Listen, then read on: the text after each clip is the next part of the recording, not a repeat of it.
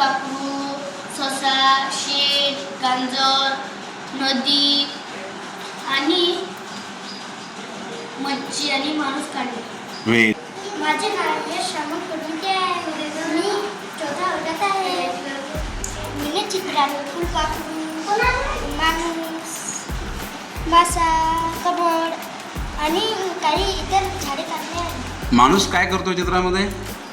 माणूस मासे पकडत आहे. मासे पकडत आहे. व्हेरी गुड, नाईस, शाबाश. मी काढलेल्या चित्रात मासा नदीत पोहत आहे. Very good.